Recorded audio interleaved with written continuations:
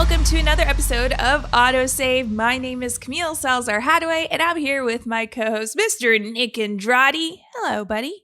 Hey, how's it going? How's everything? Good.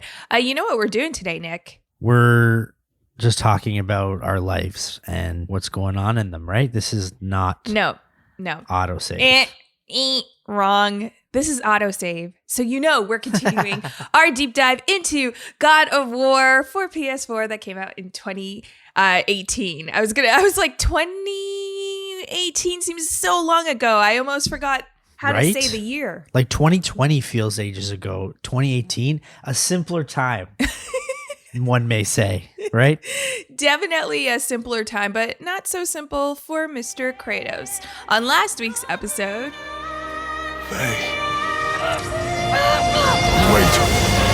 Come back! No! What have you done? Why did you do that? I saved you! You were trapped in there! I waited, but you wouldn't come out! So I pulled you out! Boy, I was gone only...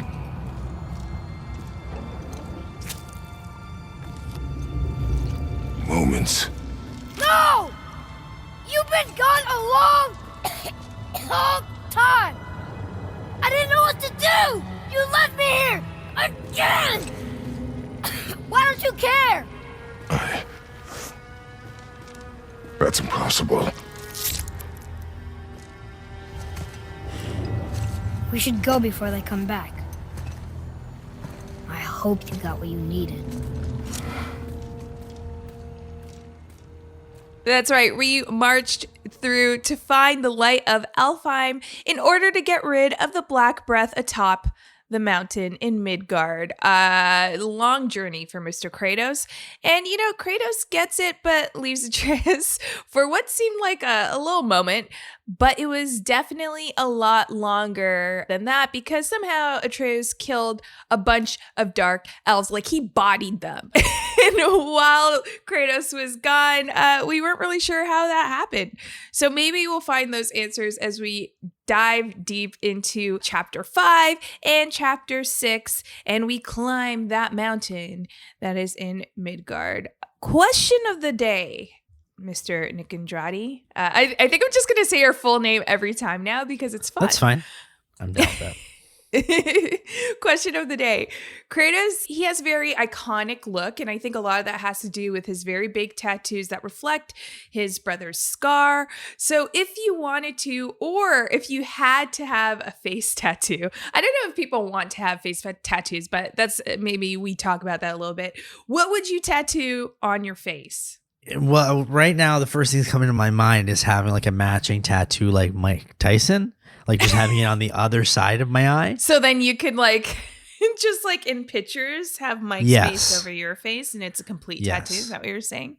Right. And then if like we meet in person, then we have a bond. And then if I need, him to beat someone up for me, I got Mike Tyson in my corner. But other than that, let's see. On your face, I don't have any tattoos. I don't know if you have any tattoos, but I have 0. I have none. I'm too scared. That's me too. I've thought about getting them before. But I'm too chicken. Also, I feel like I have a very low pain threshold where if I got a tattoo, you'd have to put me under anesthesia or something like that. Oh, really? It's that bad? No. I don't want to say I'm a... now you're getting me more nervous for tattoos. I don't know. I don't think I'm that bad, Nick, but you're getting me scared because I think I have an okay pain threshold. One time when I was working on assignment for school, I actually hot gun, the glue gun, used a hot gun and it dripped onto my knee and didn't realize it until I looked down. And that's when I screamed, but it wasn't a scream in pain. It was a scream of being in shock. And then I had to peel that glue off my skin. And it left a huge scar. And I think that was pretty painful, but I handled it like a champ. That's good. I don't want to seem like I'm a wimp or something like that, but I just think about if I'm holding a coffee, I'm I'm coming home from Starbucks or something, and I don't have the cardboard on it. It starts to hurt a little bit. Or like if it's a that's cold like the drink, palm of is that your being hand. sensitive? That's very sensitive. I feel like that's very sensitive. Although maybe the face is sensitive because I've heard if you get tattoos where like bones are, that hurts as well. Right. So like there's lots of bones, but I do have like, I don't have chubby cheeks, but I got cheeks that are full, you know? So maybe it'd be okay. Maybe I'd get like a sunflower on one cheek and a raindrop on the other because, you know, I want to seem tough. I want to seem tough. I want like the, you know, one side, you know, when you're on my good side, you see the sunflower, right? Right. But when you're on my bad side, I turn to the right and you see the raindrop, which is threatening. But then maybe the raindrop has the smiley face, so it's not too threatening. I don't want to scare people away. I want to make friends too. But I want them to know their place. I thought the raindrop / teardrop tattoo signifies that you have killed somebody. That's what I heard it was. I've killed many NPCs. Does that count? No, that doesn't count. Unless you want to change, like, what's the equivalent in the video game world to a raindrop? Like, what's a water something that you could use as a symbol that you've killed many NPCs? I don't know. That's a really good question. I feel like that may be a question for everyone listening because I honestly don't know what that would be. Like, all I could think of now is a teardrop, maybe like, I don't know, blood stains, but then that could get really gross. Like, I wouldn't get a color tattoo on my face. What if you had like Link on one side, like doing kissy face, and then Cloud on the other side doing kissy face, and it looks like they're kissing you on the cheeks? Ooh, that'd be cool. Would That'd you do be that? Cool. Maybe. You know what? Would you do that for a price? No. I would have to be of my free will. But maybe I'd do like a Navi. Navi would probably be the equivalent of a teardrop because Navi is like that, you know, the fairy in The Legend of Zelda is that symbol that represents like that you want to kill something so bad because it could be so annoying in a video game. Navi is that character. So maybe the Navi is the teardrop of video games. But then maybe I'd get annoyed because I'd have a Navi on my face. I don't know. Listeners, let us know. What is that equivalent teardrop of video games? Because we gotta know. We gotta plan our tattoos out. Exactly. But we can't plan our tattoos now because we are still continuing our deep dive into God of War. And after the break, we'll continue the journey.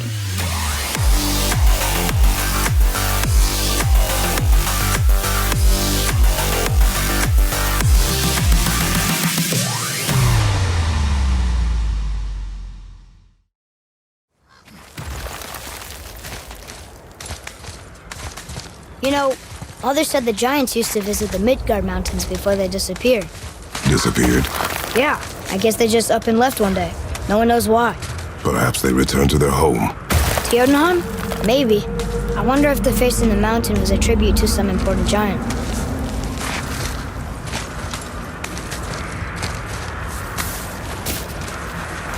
The mouth! We made it! More black breath. More black breath. So that is my Kratos. So it's up the mountain we go, and you know, after clearing some black breath, which obviously Kratos does not like, and we don't really know what it is, and there's a lot of it. There is. Can I say one thing? Yeah. There was maybe a good 2 solid minutes when I first played this game where he held up the light of Alfheim, and it was just going, and I thought something was going to happen. Like, I didn't realize that I had to walk. So I had my controller, but I didn't do anything. And I was just waiting. I'm like, okay, is it frozen? And then I pressed my joystick and realized that, oh, I had to move forward to clear the black breath. I'm an idiot. That's when Nick knew he effed up. Yeah, you gotta, sometimes the game tries to immerse you so much in it that they want you to actually move forward, not just sit back and watch the good graphics. But yeah, we move up the mountain, we clear some black breath, and there's a lot of black breath there that really seems like it's going on forever. We don't really know too much about it. And Atreus starts mentioning the giants, which I feel like it's probably a big part of the game because he's mentioned, I think before as well, he has mentioned the giants. So he knows a lot about them, and it seems like he's learned it from his mother. especially this point in the game where he mentioned it. I'm like, okay, he's mentioned it before. He's going to mention it a few times after during these chapters. They have to have some sort of meaning in this game. I don't know what it is. I'm just waiting for it because you don't mention giants so much, and then about how they're almost like extinctish, or they went into hiding, slumber, whatever it is, when you don't expect to see them. And I'm just waiting for the time when they do arrive. Are they good? Are they bad? I have no idea yet, but I'm going to go on the caution and say that they might be good. Just based on the serpent, and he didn't kill us before, right? So he let us he's be. giant. Yes. So anything big must be good in Nick's logic of the game, I guess. That's my guess. I don't know, because normally giants are bad, but Are I feel they? like maybe. Because if I you don't think, know. okay, if you think we're going off track a little bit, but it wouldn't be AutoSave if we didn't. Jack and the Beanstalk. Shrek has taught me, or Puss in Boots, the movie, has taught me that actually Jack wasn't like, you're going up and stealing this giant's goose, right? So wait, you're saying Jack was bad? Yes. Why did Jack need to go up in the sky and mess with the giant in the giant world? So you may be right. I think giants may be good. People are bad, like Jack from Jack and the Beanstalk. Are you saying that this God of War game is just basically Jack and the Beanstalk? Well, we are climbing the mountain We are for climbing 10 a years. mountain. So maybe it that's- could be. you're It onto could something. be. We'll have to wait and see if we see the giant. And maybe we'll see a cameo from Jack. Who knows? But we end up inside this mountain as we're climbing up and facing a giant with a deer head. And we need to kind of find a way past it. So when in doubt, It's like a statue, right? Yeah. So this is probably Nick's favorite part. Because when in doubt, you kind of have to look around because this may be a puzzle of some sort, you know, Nick's favorite things. And you actually look in the next room, there's crystals that you could kind of knock and carry over to solve the puzzle of this deer head. And of course, you do that by shooting these crystals and with the light of Alfheim and Atreus' bow. And there also seems to be some red blockage we can't get through without a new ability. So this is an area that maybe we'll revisit. Yeah, and trying to find your way through, I didn't look up right away to see where the crystal was. I knew that we needed a crystal, but I thought it was behind that like red goop blockage that we saw. I don't know how to explain it. But then It's red again, goop. you find it afterwards. But for the longest time, I was just trying to shoot it and see if it would come apart. And then I'm like, okay, this is probably just something that we'll have to revisit later.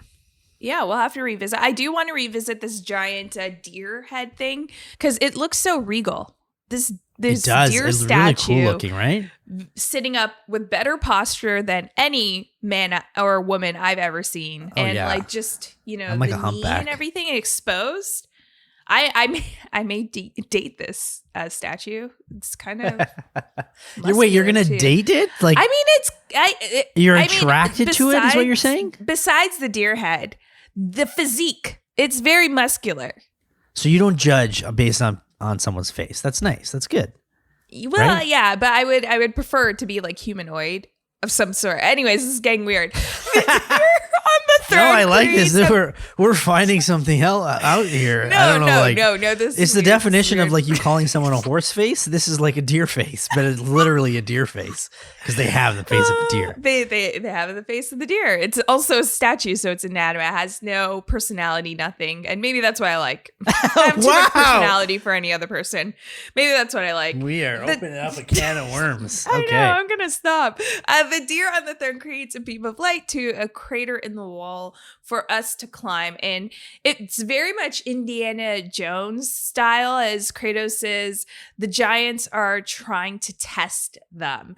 So I guess this area, it was made for giants, and like, I guess giants would have a hard time climbing up this mountain. No. But obviously for normal people, normal gods, it's a little difficult. We enter a dark area, and Atreus can light it all the way because of his bow. So you hit these lanterns to kind of light it. Were you scared of the stone draggers that come to life at this part too? Because that happens. Some of them come to life and some of them don't, right? Yes. So you really don't know what to expect. So a lot of them don't come to life. Some of them prop up to life out of nowhere, but I instantly I'm not trusting nothing. I'm attacking these as soon as I see them because I don't want to get jump scared at all that they come back to life later on. So you were attacking every single one? Yeah, even the ones that were still statues. Oh my gosh. You were going ham. I attack like all the boxes and all the crates and stuff, even though nothing comes out of them. I thought maybe at once like something would come out of these like wooden boxes. No, didn't happen. I just picture you going through these caves, like one eye covered and the other one just like with Leviathan swinging aimlessly, trying to hit everything before any of the draggers pop out. My rep's taking a big hit because, I say I have a low pain tolerance and now I'm like afraid to play the game. No, I'm fine. I'm a man, okay? All right. I'm tough. All right. I went through this easy. All right. I'm like Kratos. Okay. All right. You I'm not a boy. I'm a man. All right, boy. We make our way through the other side of the entrance, and Atreus explains that the deer giant is Durafor. Durafor? Durafor. Yeah, these names are all like, I know. Honestly, we're going to butcher I've never them seen all. This kind of stuff. Yeah, we are.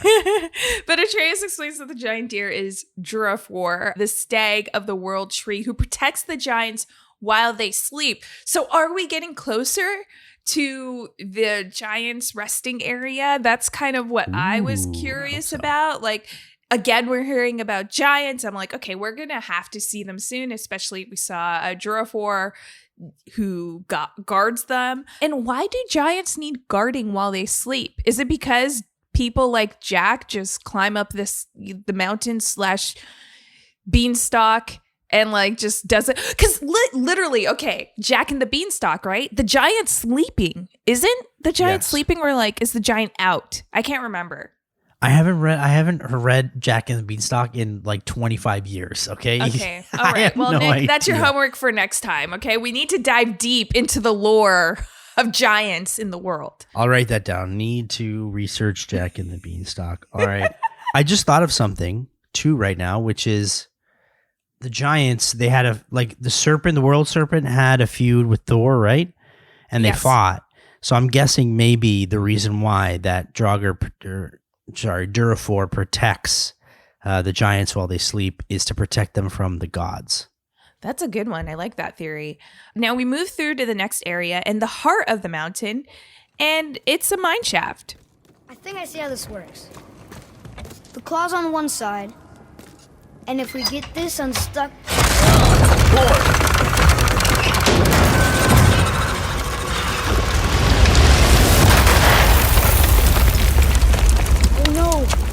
I think the rope's stuck under that rock. That was careless. Yes, sir.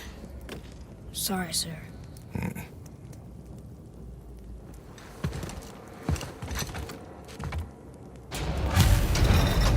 Stop. But maybe we can find our way up through there. Getting rid of those things. How many times will it take for Atreus to mess up? For him to learn, do not touch anything. Like, just don't touch it. Don't touch it, Atreus. Do you think it's a good parenting moment that Kratos didn't react so harshly about it? Yes, but we're not going to give him the point because that's easy. Okay. It's easy No not points. to react. It's easier to just like have a learning moment, right? Or like harder to have a learning moment at that point, which he could have done, but he didn't. But doesn't necessarily make him a bad father, which he won't get points on either side. Of course, we are tracking the points of Kratos being a good or bad father and Atreus being a good or bad son. And we're at no extra points for today yet. Now, there's a giant claw in the mine that Atreus accidentally sends flying in the air, as we heard there, and we need to retrieve it back. So we got to find a way up.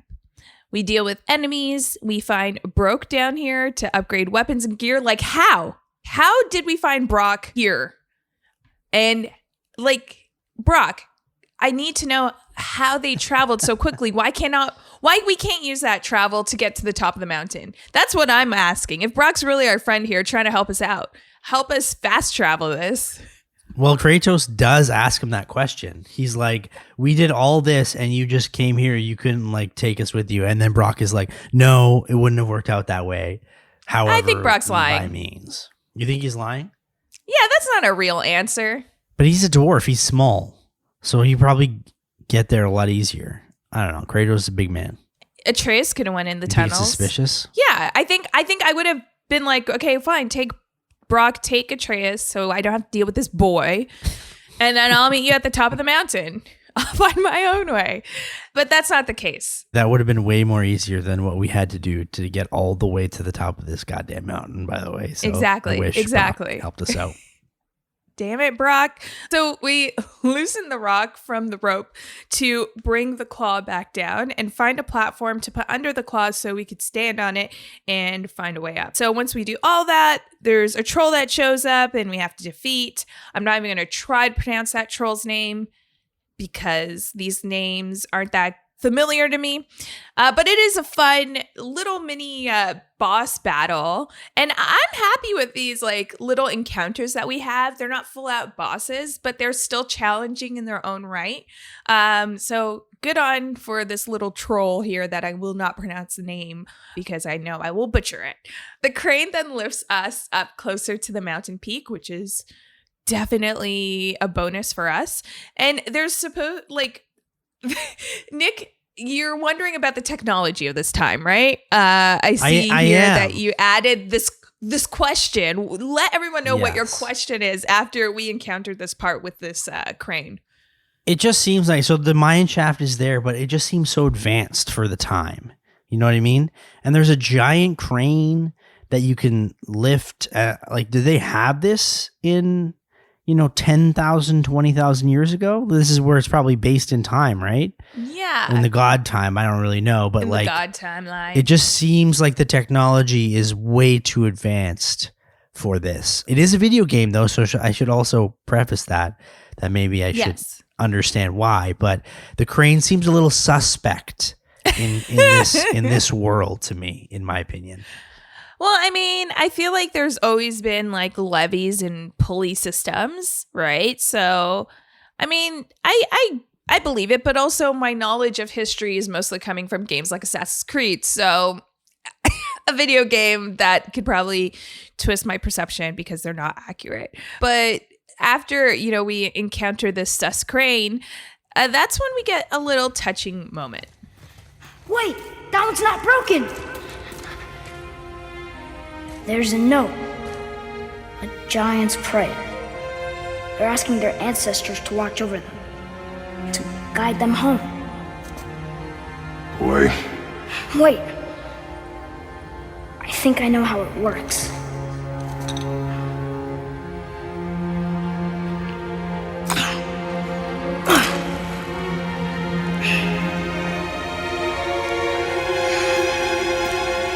Watch.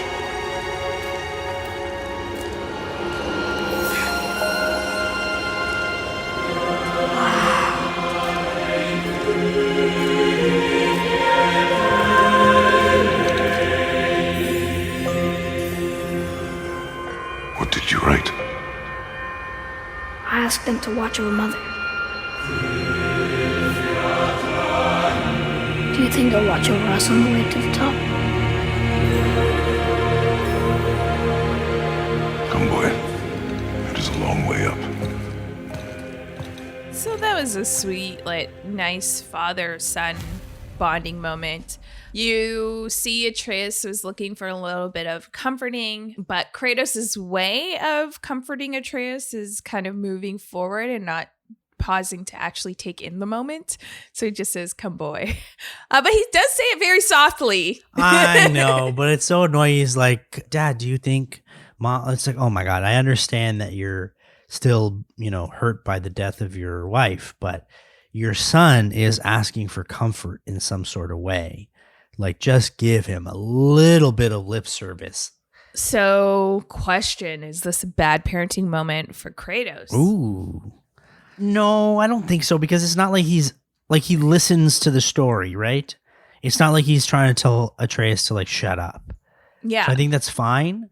It's just he doesn't want to talk about it because he has such a wall up. Like Kratos is like he has a brick wall surrounding his emotions. So I get it. So I'm not going to give him a good parent there, but I'm also not going to give him a bad parent as well. What do you think? That's fair. Like, I think this is also a very sweet moment for, like, shows the innocence of Atreus. Yeah. And reminds us that he's just a kid, even though Kratos wants him to be, not necessarily a warrior, but, or, like, make his steps into adulthood where he could stand on his own and survive. So I think this is a really good reminder of that. After this, we do get more tests, and this time with fire getting shot out at us that we have to avoid. So that's always fun. We also find another way with a lift that we have to fight numerous enemies, including It's like a moving platform, right? Yeah, it's like a moving platform. And then there you have like a bunch of enemies that like just jump on. And there's this ogre as well that you have to fight, which is very... I actually like this. Like, especially for action adventure games, they put you on these like in these arena style battles. And that's kind of what this platform is, where you can't escape and you just keep knocking off enemies if you can. So I enjoyed that part. And then as we go up, Kratos said, we're going home. But even though their home isn't safe, they will go back to make it safe. Like, this is a moment where I'm like questioning Kratos and his priorities. But also, this is a reminder maybe that Kratos also doesn't know what to do in this situation. Like, he's at a loss for what to do. But why would you go back home, though? That's what I'm saying. I don't know, like, what his reasoning is, but maybe because the trek is dangerous enough and he's taken down gods before, it's more like from the only reason I would think you would go home is because it's familiar and it may be safe for, like, a kid. So, Atreus. But yeah, I mean, the gods are still after him, so very weird. Very weird. Good luck. I think it's not a good idea, but it's all right. It's whatever. Good luck. We'll watch you go home, and then we'll tell you it's not a good idea. But after this moment, it's pretty calm until... We're almost at the summit. Nothing's gonna stop us. Calm yourself, boy, and stay behind me. Yes, sir! Well, Atreus jinxed it, and there was something that could stop us. A dragon. A dragon could stop us, Atreus. A dragon. This is Norse mythology. Anything could happen. Don't jinx it. Do not jinx it. I know. But I was super surprised at this moment. I did not expect. I knew something was going to come, obviously, but I thought it was going to come at the top of the mountain. And as soon as we got there, to see a dragon show up was like, wow, breathtaking. But also like, okay, I'm in for some fun here. Yeah, no, this part is really fun. And like, this dragon looks so menacing with his red eyes. Yes. Looks very in danger, but it's not actually a full-on fight, although we do see the health meter pop up. So we know that there's going to be an encounter again with this dragon because we don't knock down that health meter. And that's what's getting me worried. I'm hoping, like, this is the moments where I'm like, Brock, why aren't you here right now so I could upgrade before I have another encounter with this dragon? Like, where are you? Where are you? Not where I want you. But we get away. My thought here was I had it was kind of difficult. Right away, I wasn't really sure like what to do with the dragon. Then you had to attack the claws, whatever. And then when it flew away, I'm like, oh god, okay, I'm gonna have to fight this thing again. Not good. But we do manage to get away, so we could put our thoughts of facing this dragon on pause a little bit. And we can now break through the red walls that Nick was talking about earlier that are blocked off for us. And we could use these crystals and Atreus's bow to blow it up. They kind of act like these like bombs. And as we move up the mountain, we see Sindri, and he's in trouble. Wait, boy. It's Sindri. Can you kill something that big? If we can catch it off balance. I can distract him. What are you doing?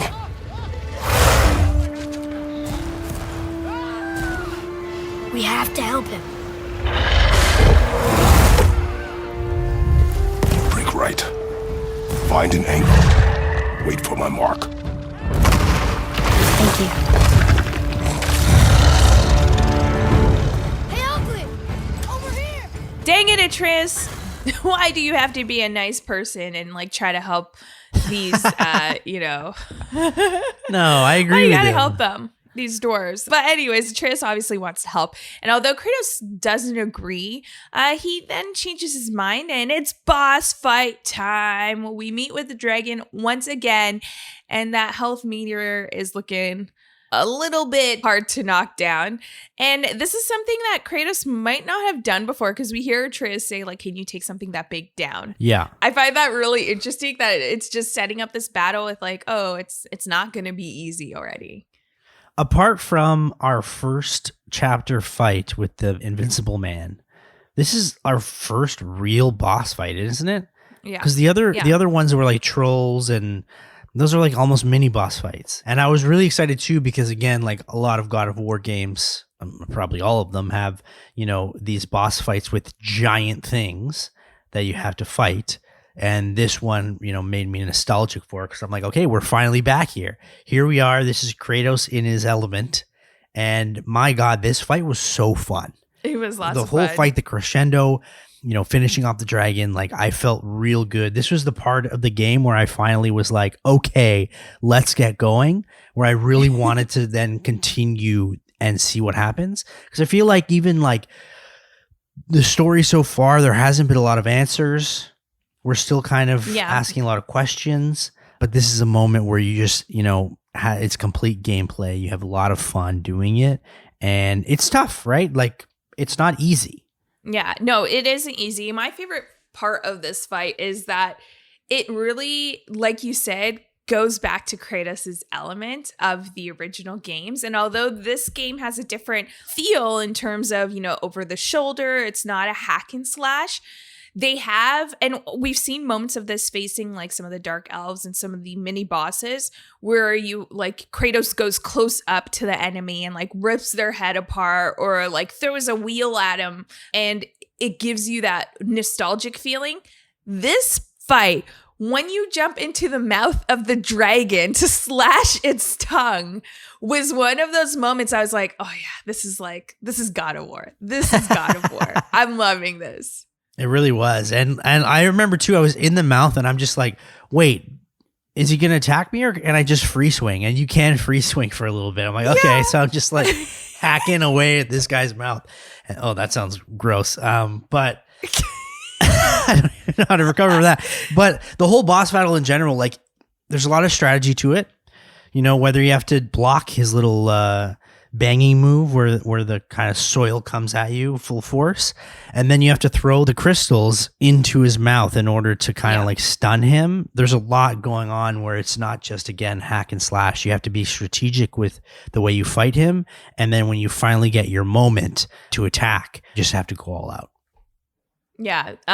Once you do, I mean, it feels so rewarding because that, like I mentioned, that health bar is a bit it's a bit of a challenge to get knocked down, especially as you try to navigate through throwing crystals and then like evading his attacks, also his lightning attacks. Like, what the heck? Why can't it just be a regular dragon? Why does it have to be a lightning dragon? I don't know, but it just makes it a little bit more difficult. Super cool. But once you do defeat this dragon, Sindri asks us to pluck out a dragon tooth. And he gives that to Atreus for new arrows and uses the tooth to give Atreus new power. So you get to level up there. And Kratos tries to play off that they like rescued Sindri, but it's like he's trying to play it off as like he's tough. Oh yeah, he's like, so it was like, in our way. It was in our way. It was not actually to rescue Sindri. Right, it was just because he had to, which is interesting because we know that's a lie. Yes. Because how he reacted to Atreus trying to help Sindri. They could have like not engaged with this dragon at all. So through the mountain, some more we go, and we reach the summit point. And Kratos teaches Atreus, pain we endure, faulty weaponry we do not. I mean, this quote is just so Kratos. It's so Kratos.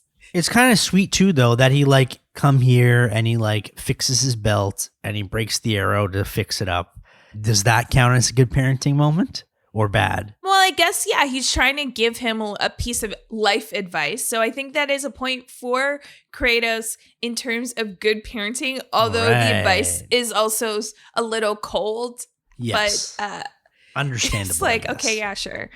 It's like, sure, just give me more, instead of live, laugh, love, it's pain we endure. Oh my, well, faulty weaponry. Kratos will We do never, not. he will never be live, laugh, love. That's for sure. My God. Yeah.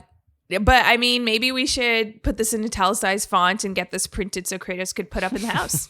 Lovely, inspirational I love the quote idea. I love to it. having in the living room. Yeah. As we climb the summit, we hear some voices. So apparently the man we killed is not dead, and apparently Thor's sons are trying to track us down and asking someone for help, but we never actually see who this person is because they're Yes. talking around this tree. And this person is not telling Thor's sons nothing. So once they leave, we go and see who they're talking to. Ah, the very topic of conversation. A tattooed man traveling with a child.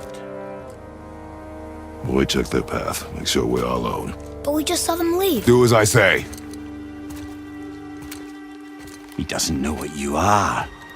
And I would keep it that way. Who are you? Me? I'm the greatest ambassador to the gods, the giants, and all the creatures of the Nine Realms. I know every corner of these lands, every language spoken, every war waged, every deal struck. They call me Mimir, smartest man alive. And I have the answer to your every question. Why does the son of Odin hunt us? Okay, there are a few gaps in my knowledge. But Odin's had me imprisoned here for 109 winters. I'm a clever lad. I can piece it together. Promise. Just given time. Nobody there, just like I said. The boy's mother is dead. She wished her... She wanted us to spread her ashes on the highest peak in all the realms. Oh, then you've come to the wrong place, little brother. The highest peak in all the realms is not here in Midgard. It's in Jotunheim, realm of the giants. No! We're going to Jotunheim, right? It's your best and only move from a tactical standpoint. It's the one place the man who cannot be killed won't follow you. What do we do? Yes! First, you need to cut off my head. Wait, what? Odin made sure that no weapon, not even Thor's hammer, could free my body from these bonds. But fortunately, you don't need my body. The trick is, we need to find someone who can reanimate my head using the old magic. Old magic. There's a witch of the woods. She knows the old ways. And she'll help. She might do worth a try. But if she fails, he will be dead. He tortures me, you know. Very well. Oh, I can't watch this. So we meet Mimir, which I love how Mimir introduces himself as like this all-powerful, like knowledgeable person that has all the answers. And the first answer Kratos asks is, why are Thor's sons hunting him? And he's just like, so there's some gaps in my knowledge. But Mimir, doesn't know why we're being hunted. And apparently this isn't the highest peak in the land to spread Kratos' wife's ashes, which they discover while speaking to Mimir. So guess what? We have to go to the lands of the giants, Jotunheim, and it's a long journey, right? So Kratos, in true Kratos fashion, sees Mimir. Mimir's all knowledgeable. Well, why not just cut off his head and get it reanimated? The witch is where we kind of go next, to the witch, to get that reanimation happen. He offers himself He does to us. offer himself. because he's been tortured by Odin, forever. For 109 years, Yes. he's been trapped in that tree, which I guess that's why we see that torture. He's kind of like a resource for Odin and Odin's sons to use at their disposals as they see fit. And Mimir's kind of like tired of it, which, I mean, he offers, but would you cut off the head of someone even if they offered you? Well, I mean, in this time frame, if a guy says, I cut would off my not. head, I'll cut off his head. He seems like a trustworthy guy. I wouldn't cut off his automatically head. like, if he's asking for it, and he also says that he's tortured all the time, like there's either two options: the reanimation works, or we put him out of his misery, right? Look, okay, this is why I would not cut off Mimir's head. Mimir is not just a head in a tree, okay? He has part of his body there. There must be some spell. We could talk to the witch to get his full body out of the tree. You're just gonna cut off this guy's head because he's like, yeah, just do it. No. But by the time we go back to the witch and then we bring the witch back there, Odin's son, he who must not be named, we don't know, and Thor's sons, his nephews, I guess, could come back. They could kill Mimir. They could do whatever the heck it is. So Yeah. I'm going to take Mimir. Honestly, he sounds like a smart dude. He knows everything. It seems like he seems really nice. Okay. I'm going to trust him. Alright. I'll cut off his head if he says so. And I'm Kratos too. So you know how many blood and guts I've destroyed and tear it apart over my time? I got nothing on cutting a head off. It's whatever. It's just horrible. I just love when Mimir's kind of like talking to Kratos about like keeping this secret, because Mimir also knows, which we didn't mention, who Kratos is. That's the first thing he kind of says to Kratos when Kratos sends Atreus away, right? He's like, your son doesn't know who you are. Because when Kratos also says, like, was about to cut off his head, he turns his back to Mimir, and Mimir's like, so you value your own, like, privacy over your son, right? And then Kratos is just like, I'm going to cut off your head now. And he cuts off Mimir's head. Talk about, like, not answering the tough questions, Kratos. Just cut off a guy's head when you're asked the tough questions. I also love how Mimir has a Scottish accent, and he's just like, piss off, you bloody wankers. I love it as well. So Mimir is obviously offers himself to Kratos to get his head reanimated. And Mimir is helping Kratos because he's sick of being tortured by Odin, which we mentioned before. And like Nick said, maybe he's a good dude. So I think he's more trustworthy than the witch, quite frankly. And Mimir also tells Kratos that he needs to tell Atreus who he is, so who Kratos is, and they kind of have this disagreement. And it's like the witch, because I'm drawing these parallels between Mimir and the witch because they're both magical beings who know who Kratos is. And even though I trust the witch much less, she and Mimir has that same piece of advice that they have to tell, like Kratos has to tell Atreus who he is. So I think there is definitely truth in that, but there's also, I understand the reasoning why Kratos will not. So I feel like that may be a huge, huge moment in the game if he reveals who he is to his son. The worst may be coming up ahead, but for chapter 5, that's as bad as it's going to get as we head into chapter 6, a new destination, where it's time to go back to the witch who we don't trust, but yet we're still asking her for help. So that's very interesting as well, because I guess Kratos is trusting her more than we would have assumed Kratos to. I don't know why he has like kind of like the soft spot for her. But we use the Mystic Gateway to get back, and the power that Brock gave us, and Brock upgrades our axe again, which is sweet. And we find our way back to the witch's place, where we can unlock a lot of treasure now at her place. So make sure to have a look around. But there's still a few things that we can't access yet. So make sure to do that before you climb the well, and then head back to her house after you kind of collect what you can there. Now, once you do that, we meet up with the witch again to reanimate Mimir's head. It worked! Let me see him. Mimir? You there? Yes. Good. Oh. Hello, Freya. Been a long time. You look well. What I did for them. As far as I'm concerned, death suits you better. I'd bow if I could, Your Majesty. Forgive me. Had I known the witch in the woods was Freya herself, I never would have suggested this. Freya? The goddess Freya? You didn't know either? Sorry. When word gets out that Mimir is free, the wrath of Odin won't be far behind. You are God. Leader of the Vanir, once yes, but no longer. You did not think it important to tell me. Are you really going to lecture me about that? We are leaving, boy. But Now. So we find out that the witch is actually named Freya, and the reason why she probably wasn't telling us her name is because she's a freaking god. She's a god who used to be married to Odin, was the leader of Vanir. Kratos is also pissed because, secrets and also his issues with gods. And also, Yeah. the Norse gods are trying to kill him. What? How did you feel when you found this out?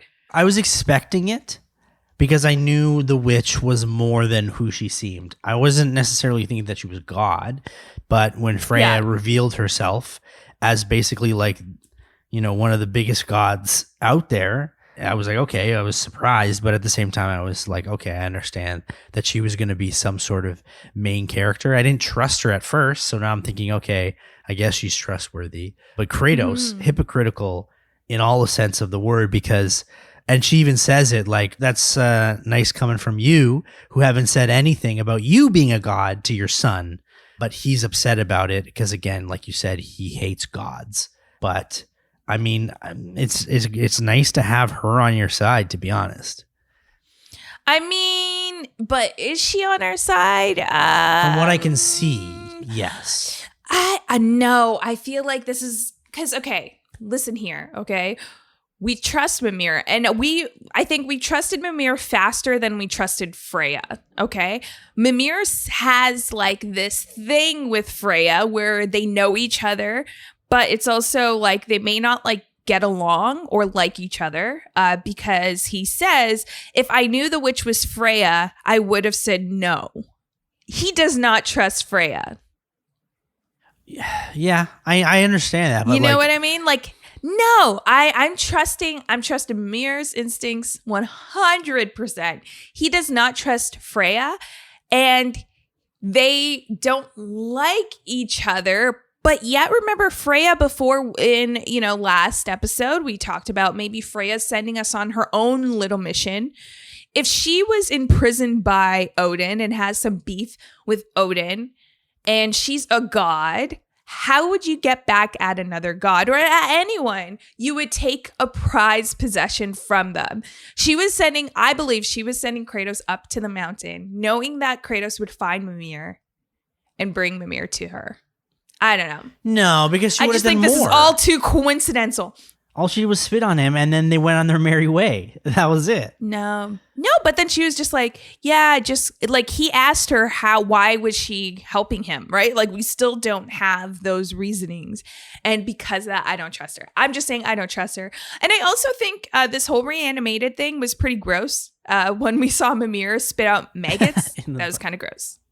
Oh, I didn't even know it was maggots. I thought it was just foam. No, it was like there were bugs crawling out. It was nasty. Well, he's a head now. It's pretty gross in general. Yeah, but still, like, does he taste the bugs? Like, I don't know. It's also funny that he's just like on Kratos' hip.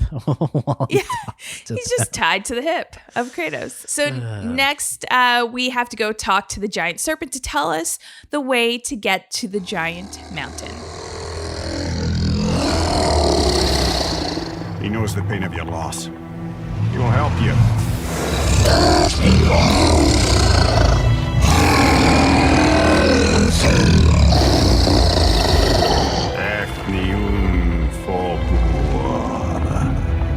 Curious. What is it? Oh, nothing to be concerned about. what is he doing? Making sure we're headed in the right direction. Listen closely now. We need two things to get us into the land of the giants. First, we need to learn the travel rune that opens realm travel to Jotunheim. Second, we need to carve that rune into the special gateway. Is that one of the peak where we first met you? Correct. Except the giants, in their infinite wisdom, saw to it that no ordinary chisel would do the job. Only the tip of a magical chisel opens that gate. Luckily, I know where it is, and it's not far. Now, Mimir uses the old tongue. Nice voice, you know, angelic voice, to be honest. Oh, yeah, it is. It's very angelic. So, yes, the world serpent is going to help us because the world serpent understands our loss, which makes me, because we know that Kratos' wife had some pull in the Norse world. A lot of people knew her. Maybe the serpent knew her as well and understands that pain. And Mimir finds it curious that the serpent is helping us, but doesn't actually tell us how the serpent understands the pain. So it's interesting. I would be curious as to why everyone is helping Kratos so easily as well. The witch, Mimir, the world serpent. Why are they all like, I understand they all have their own reasons, but it seems too good to be true that they're all helping Kratos so easily. It probably is too good to be true. And that's why I feel like one of these people helping us, or serpents helping us, maybe not so kind. And my guess is still on the witch. So this leads us to our next quest. And that's it for pretty much this week. Next time, though, we're going to actually go through the rest of the game. But first, we have to give our final thoughts on these 2 chapters. So stay tuned.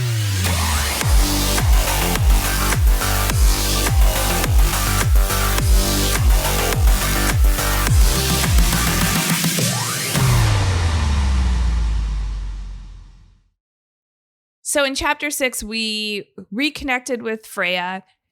I have to talk about this a little more. You know my thoughts. You know my feels, Nick. I do not trust her one bit. You trust her a little more. So what was it that won you over with Freya? Well, okay. First of all, I do feel like everyone right now has their own motives. What those motives are, I'm not entirely sure. I'm sure Kratos is weary of everyone, but I don't think he has a choice in not trusting them because, again, he is not from this land and he just needs to figure out. Honestly, this whole thing is all it's for is to lay his wife's ashes to rest. I think that's like insane how much we have to go through just to get this done. But it seemed obviously very important to Faye. The reason why I trust Faye is because everything that she's done so far has led us in the right direction. The Black Breath was to lead us to the mountain. Now, you say that maybe is she leading us to Mimir to get, like, that's what you're insinuating a little bit. Yeah, because right? she has that beef. We know she has a beef with Odin. We find out that she's a god, which she could have told us, you know, just some gods don't get along. Completely understand that story being Kratos. But she hides that from us, which means if she's a god, she does have more powers than I think we're seeing. I think more things would be in her control than what we would have originally think. And maybe she's hiding that because she doesn't want us to connect 2 and 2. I think she was sending us up there for a specific reason. I think she knew, like, everyone knows that Thor's sons, Odin, and his sons go to Mimir that's on top of this mountain. You're telling me Freya didn't know that and didn't think there would be a chance that Kratos would come into contact with Mimir? Wouldn't talk about Mimir ahead of time? Wouldn't say, hey, watch out. Gods may be there talking to this resource that they have there. That's why I don't trust her. Again, she has her own motives, but I feel like nothing has led us astray to not trust her. You know, with the Black Breath, we needed these things. You know, and so she led it to us and nothing bad has happened to us since. Like we went to she showed us the world tree. We went to another realm. We got the light. We came back. We destroyed the Black Breath. Like, and nothing seems out of sorts. But again, there could be a grand conspiracy here that I'm just trusting too much. Well, I mean, I feel like it's not going to be the last time we see Freya. We're probably going to see her throughout the game again. And now with Mimir on our side, it's going to be interesting to see what information we're going to learn, because we have now pretty much like a book of knowledge that's probably going to just be talking along on our journey. So I feel like we're going to learn more about Freya as we continue. But let's talk about technical stuff. You know, while you're going through this bit of the game, we've had a little bit more puzzles, some mini bosses, and that big boss. Like, how do you think this is shaping up in terms of difficulty compared to, you know, what we've seen previously for the game? And And do you like the progression so far? I think it's definitely took a step up. Whether it's finding treasure, it seems like the puzzles are a little bit harder, or just finding things and putting things together. I really like the aspect of using that kind of rolling wooden crate to get to the crane, and using all those steps as you could unlock a lot of more things as well, and a lot of treasure. I like that aspect. Also, I noticed that there's a lot of, you just have to look at your surroundings, because I feel like if you don't, you miss a lot of things, especially in chapter 5 where everything's in the dark and you have to light those lanterns. You can't see everything properly. That's how I miss some buckets that you can kind of throw your axe and get them down. And those have actually like really important treasure in them. So you got to make sure you find that. But I wouldn't have found that if I didn't search everywhere. So I do like that you can kind of like, if you want, you can just progress through their main story, or you can actually go to these little places and kind of find things along the way. You know, I really enjoy that the difficulty isn't significantly harder than the previous chapters, but it seems like it's paced really well where it's still approachable, but also a little difficult. So there were some close calls for me. I did actually die when facing the dragon once. Oh, wow. I slipped up. Yeah, it was the lightning attack that got me. I was really pissed off about that, but I mean, it happens. We all can't be perfect, Nick. And then I like exploring these elemental abilities that Atreus is getting, and that we're also picking up throughout the environment. So you have those crystals that kind of act as like incendiary bombs. And then we have like Atreus now with his lightning attack and how that's upgrading. So I'm hoping that we could see a lot more of that. I'm like a sucker for elemental attacks. I love to use them. So that's my only use for Atreus right now. He's also getting a little stronger. I don't know if you've upgraded him a bit, Yeah. but I have, it's like you can either, I think it's either ravens or a wolf. And I picked the wolf, and it's almost like a Patronus from like Harry Potter, but it adds a new attack to Atreus that's actually powerful. So I like that aspect that you can actually use him as a secondary character with Kratos, and he isn't just for stunning or shooting up arrows. You can definitely level him up that he becomes actually worthwhile to be in your party almost. Yeah. Speaking of raven, there was a random raven that flew by my window bad just luck. now. It's Is bad it? luck. Yes. Oh no. Oh my gosh. Well, that's very shocking way to end this episode, and maybe that's an omen for what's to come. Lots of bad luck for Kratos. Like God of War, so I don't know. I know. I'm like, what is going on now? We're gonna have to see if this bad luck carries through to the next couple chapters of the game, because that's it. Like I said, for this week, and maybe Kratos will find himself with ravens. Maybe it's a premonition. It's like there's going to be ravens in the game. Maybe Odin's just be going to send careful, some Cam. ravens. That's all I gotta say. Oh Just be gosh. careful. Oh my gosh. Oh, why are you saying it like that? Anyways, we'll continue our journey through the Norse mythology with God of War next time on AutoSave.